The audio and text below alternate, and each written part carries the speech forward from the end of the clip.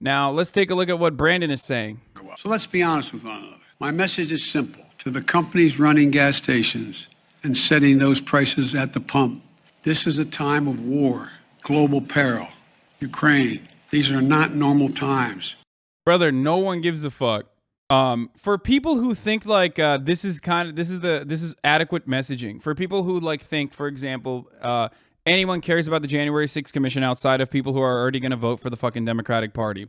For people who like, for people who think like average Americans give a shit about like the war in Ukraine as anything beyond like a nuisance for them at this stage in their lives, I'm sorry, it's not going to happen. Okay, gas stations don't set prices. I mean, they technically do. They could eat into their profit margins. That's not true.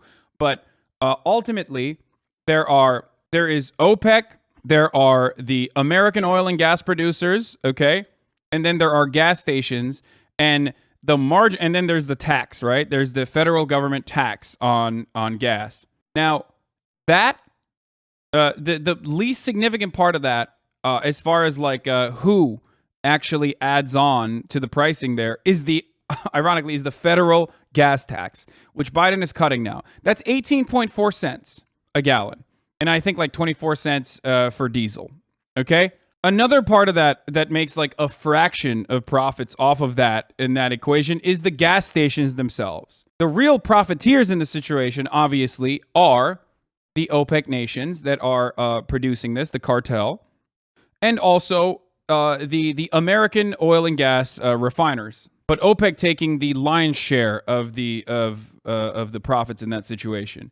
Now, every single part of this, with the exception of the federal government, every single part of this equation is now trying to make up for lost profits over the course of 2020 and 2021. Okay, that is precisely why we are in this situation, because they are functionally fucking punishing everyone, all the consumers they possibly can through price gouging to make up for lost profits. Part of the reason for that is because, and this might not come as a surprise for many of you, especially if you're in this community, is the financialization of corporations. American companies are no longer companies that produce. The American population is no longer a productive population. It is a consumer force. The American corporations in its entirety are no longer corporations that have any productive capacity. Even if they're the oil and gas industry, they are financial companies. They are basically banks, okay? This is the same for Boeing, and it's the fucking same for Exxon. What do I mean by that? Because their main purpose and their legal responsibility in this circumstance is their fiduciary responsibility to their shareholders to increase to increase the profit margins or maintain shareholder value. What they engage in a circumstance like this is not for the best of not necessarily for the best of the citizens, okay? But instead for corporate profits. And corporate profits dictate that increasing supply and restricting demand in a time when supplies are lower as a consequence of the 2020 and 2021 lull period where people weren't purchasing as much gasoline because they weren't driving as much, is to maintain that same level of supply or only increase gradually. That's exactly what's happening here. And there is functionally nothing we can do about it unless we institute like the Defense Production Act. But considering how powerful the oil and gas industry is, that's not going to happen. They do not produce more gas. They restrict supply to keep price high and reinvest profits in the stock buyback programs and buying government bonds. You are absolutely correct. I'm surprised that a fucking anarchist would understand this concept, but it is 100% true. Instead of going along with the drill baby drill mentality of the early 90s and all the way up until like the fucking early 2000s era, the oil and gas industry now is focused on stock buybacks, okay, and improving shareholder value through financial instruments rather than actually increasing the productive capacity, which they absolutely can do. You saw the Climate Town video, Bad Chest? No, this isn't even just the Climate Town video. There are plenty of other resources that I've read into, including the oil and gas industry's very own lobbyists that are currently working against one another. It's really interesting. If you actually look at like press releases from the different actors involved in this, everyone is literally shit-slinging right now to abdicate responsibility, to push responsibility over to another person. You have the refiners that are saying it's OPEC plus, which there's truth to, and then also saying, well, maybe the fucking maybe the gas stations themselves are a little bit responsible for this. Everybody's obviously talking about how the federal government is taking 18.4 cents of taxes and tacking that on as though that's massive when it's not. It's literally the tiniest fraction out of any other fucking civilized nation. Okay, and then you have. Yeah, and then you have the refiners, or you have OPEC countries not even saying anything because they do control most of the. They take the lion's share of profits in this circumstance.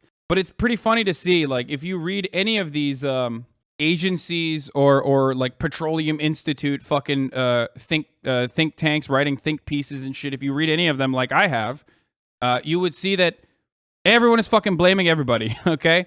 I mean, here, let me see if I can find the article I was reading earlier today. It was like Dallas Fed.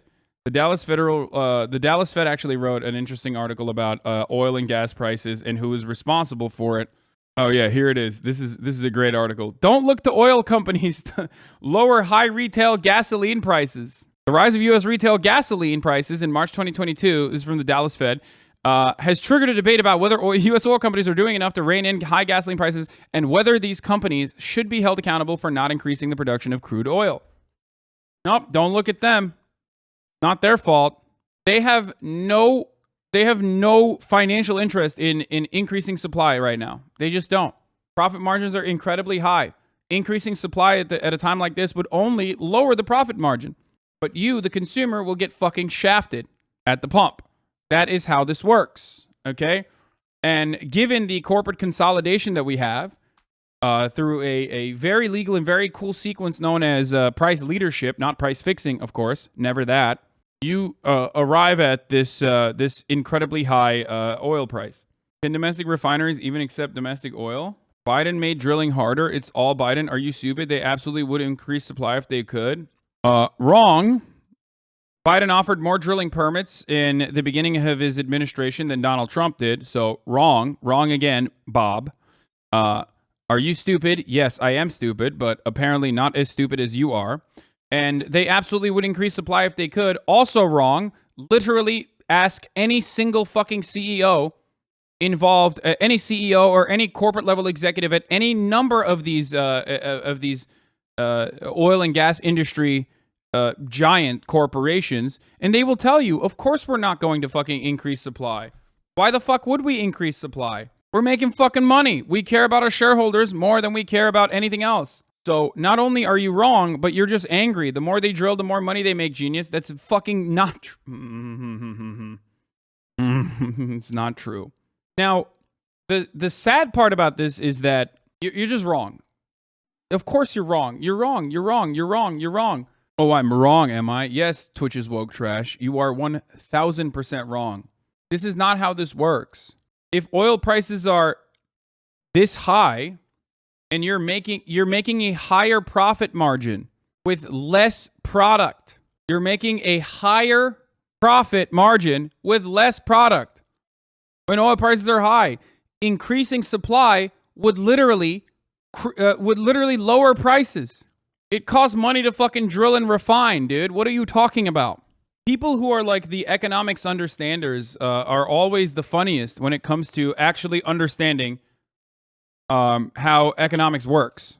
Last time a barrel price was this amount, $115. Gas was 150 cents cheaper. Anyway, ultimately, we shouldn't be pushing for more drilling. What we should be pushing for instead is renewable energy initiatives, which will not solve the problem in the short term.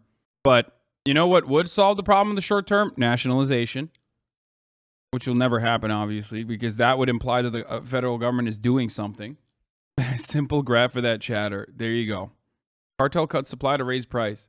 Yeah, let me find the fucking CEO again, like the classic.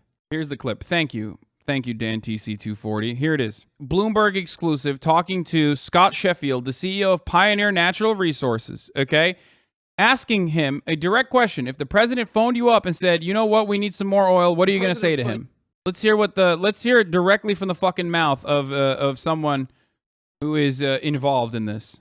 So if the president phoned you up, Scott, and said, you know what, we need some more oil, what are you going to say to him? I'll tell him we have a pact with it's all about the shareholders.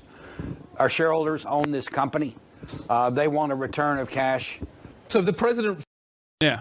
Open up more land to drill and you will get tons of companies lined up to drill. You are wrong. There are already plenty of unused permits currently. You are wrong. You are wrong. You are wrong. You are wrong. I am showing you that you are wrong. I already showed you that you are wrong. With no oil on it, that is wrong. That is fundamentally incorrect. You are incorrect. Joe Brandon has opened up more drilling permits than Donald Trump has. I already showed you. There's like 9,000 unused permits currently. Okay? You are wrong. You are wrong. Please understand that you are wrong. I know you're doing this for attention, but there are a lot of fucking idiots who feel like you. So I think it's an important thing to address here. Okay? You're just making stuff up now. Now you're saying with no oil on it. You're just not correct. Drilling for more oil in the United States will not lower gas prices because the production of U.S. oil does not set the price of gas, but the global price of oil does. Oil and gas are global commodities subject to the whims of the notoriously volatile global markets. Their prices are particularly sensitive to geopolitical events and investor sentiment. Part of that is because investors are also no longer as bullish on investing into the oil and gas industry as well. That's another reason, okay? Hasn't sent one source. Yeah, of course he hasn't sent one fucking source. These are all fabrications. This is just a made up thing in his mind. Even though Russian oil made up less than 2% of the U.S. supply, ending Russian oil imports still hit the U.S. consumers hard. In other words, this is not simply about balancing supply and demand. In fact, in this case, sky-high gas prices came from a confluence of events. COVID-19 restrictions eased, and economies rebounded rapidly. Demand for oil spiked.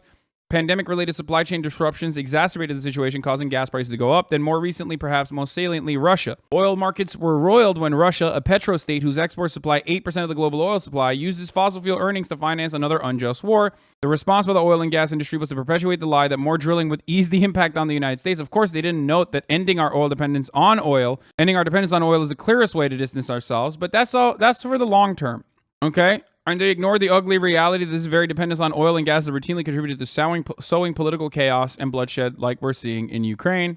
Biden has not banned oil drilling and has issued more than 3,500 new permits to drill on federal lands this year. That's 34% more than the Trump administration did in his first year. But that didn't stop the oil and gas industry from pushing the lie that they just didn't have enough permits. They even went so far as to use the Keystone Pipeline, which they routinely lie and say is a massive jobs provider, which of course pipelines don't actually provide long-term jobs. It's when you're building the pipeline that you have a lot of jobs. But once the pipeline is built, it's like 2 fucking jobs that it provides. So that's another lie. But the natural gas pipeline coming in from fucking Canada is not actually going to impact anything about anything with respect to what the American fucking oil and gas industry is doing. So that's not even true. Every part of this is just a lie. And you regularly fucking repeat lies that Fox News is telling.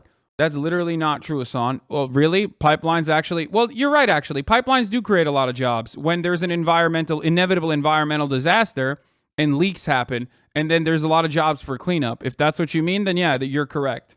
But pipelines are a jobs creator for a very short period of time in the duration of the creation of the pipeline, and that's it. Oil prices jumped as a major U.S. fuel pipeline restarted, but COVID concerns cap gains.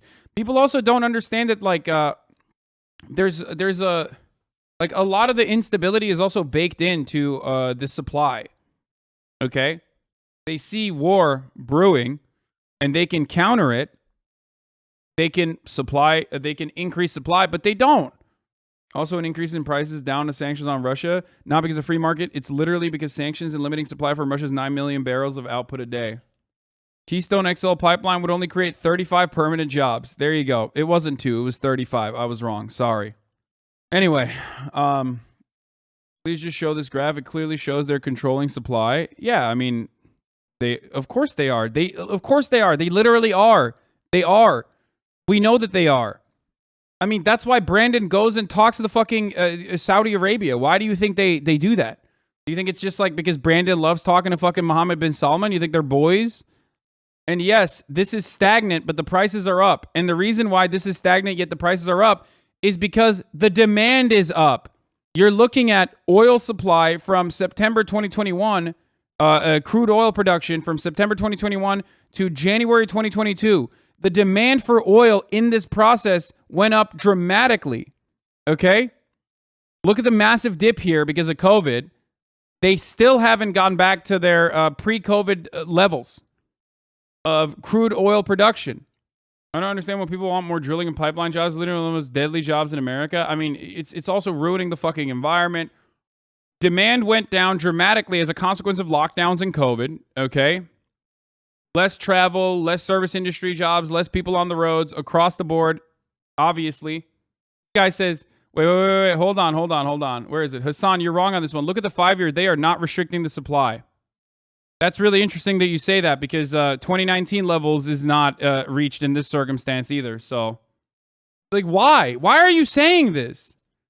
And by the way, since 2018 and 2017, obviously, like, the need for oil is increasing year over year too, regardless. You'll get it. You'll get to it. You'll find one. You'll find one eventually. And it's like, it's so strange to be like, dude, they're not restricting supply. They're saying they're restricting supply. Some of you motherfuckers are like, operating in a similar capacity to like Republicans when they're like, well, did the killer actually write a manifesto saying he was a white supremacist and that he wanted to kill black people? Oh, he did? Well, I still don't believe it. Like, bro, what do you mean? They're saying it. They're actually saying it. They're literally like, no, we're restricting supply because we want to make up for lost fucking profits in the past 2 years as a consequence of the pandemic. And you're still like, well, I don't believe that. I don't know. Why? They're just openly stating it. So what more do you want? Important to note that their profits weren't really hit that bad anyways because of the bailout and them laying off a lot of their employees. Yes, there is that part of it as well. If you're talking about like, not OPEC, but if you talk about like the American oil and gas industry, we already fucking bailed them out. They took the money. They still fired their employees. They still laid off a fuckload of employees regardless of their promises not to, which the bailouts specifically were supposed to stop them from fucking firing employees. And then they turned around and used the bailouts for stock buybacks to improve, at the behest of their shareholders, basically. And it's totally fine. It was totally appropriate for them to do so in the eyes of so many Americans, I guess. And that's precisely why Hank Schrader is 100% correct when he says, listen, you fucking don't like this? Then I guess shut the fuck up about capitalism, okay? This is capitalism. You can't on the one hand say, I love capitalism, and simultaneously cry when companies do capitalism. They're not hiding it. They're straight up saying, we're going to do capitalism. We're going to do capitalism extra fucking hard, brother. Bring down the price you are charging at the pump. Dean Norris, here. I mean, there you go. The way you make money in a free market is by providing goods or services that other people want or need. It's an inherently altruistic system. Just paid $7.51 for a pint. Theft. Ha. Fucking owned, dude. Fucking absolutely owned. Where's the fucking Dean Norris, goddamn Dean Norris tweet? I can't. Here, he said it best, okay? You're not getting robbed at the pump. You're paying fair market price for a commodity. If you love capitalism so much, then shut the fuck up. You're schooling people with facts and data, which frankly isn't fair to people who make baseless claims based on no data. We're going to have to ask you to stop. It's exposing stupidity. Play nice, please. Cordially, smooth brain chatters. Just to help me understand, because I am dumb, they have all the tools, permits, drilling operations, etc., yet they choose not to because they profit more due to cutting supply whilst demand remains inelastic. Exactly. Ding, ding, ding. You're not stupid. You're actually a lot smarter than like 90% of the fucking idiots in America who refuse to recognize that. So yeah, you're right. Why? Because if they need to drill more, they need to rehire all the people that they fucking fired, okay? That is a lot of money. There's a cost to that, okay? And why are you doing that? To what? Increase supply? It's not fair market price though. Price per barrel was the same as it was in 2008 and prices weren't this high.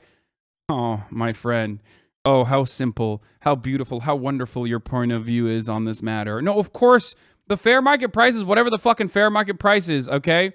Hello, welcome to capitalism.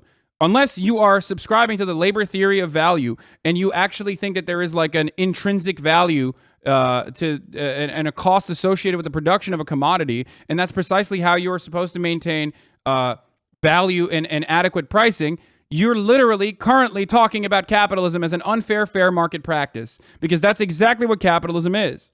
Yes, price gouging is 100% included in fair market value. That's it. That's how it works. Nobody considers inflation to be price gouging, but everybody considers fucking, markets. Well, not markets, but like people who sell consumer goods in a time of need during fucking a hurricane or whatever to be price gouging. Why? This is a time of need right now for a non-volatile oil pricing. They have the capacity to increase their supply, and they refuse to do so. How is that any different than fucking price gouging? They're creating artificial scarcity to keep the prices of oil high. The fair market price is whatever people will pay for the commodity. This is how capitalism works. This is not a controversial take. Thank you. That is exactly how capitalism works.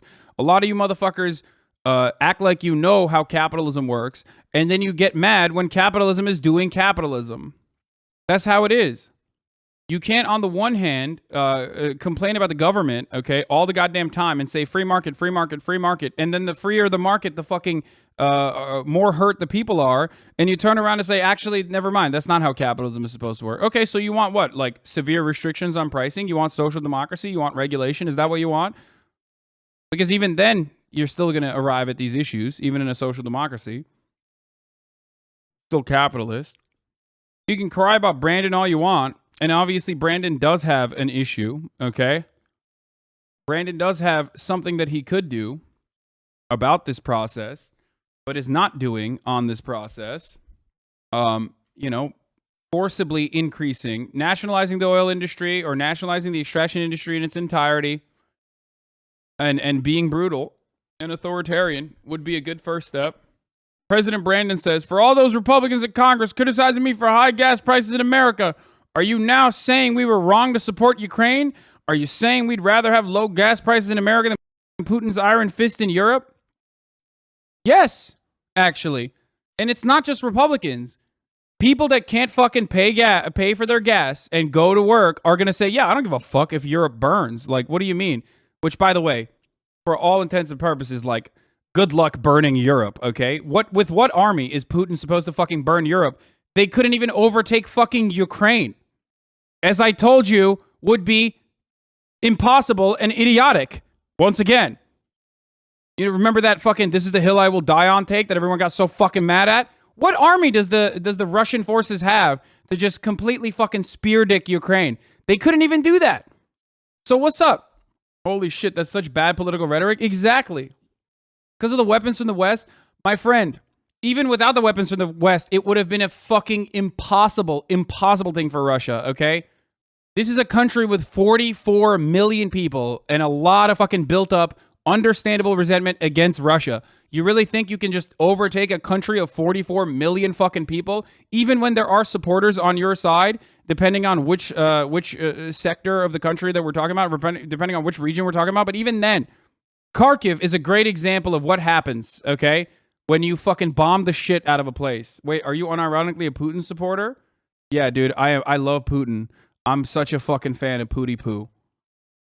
Blatty Poo. How the fuck would they still think you support Putin? I don't know. The number of fucking insane videos that were cut during the Ukrainian invasion that focused more on making me the fucking villain than Vladimir Putin in this circumstance. Maybe that was one of the reasons. The anti-communist oligarch billionaire Putin. Sure, Hasan is a super fan. Yeah, I love people who are like openly fucking anti-socialist, like openly.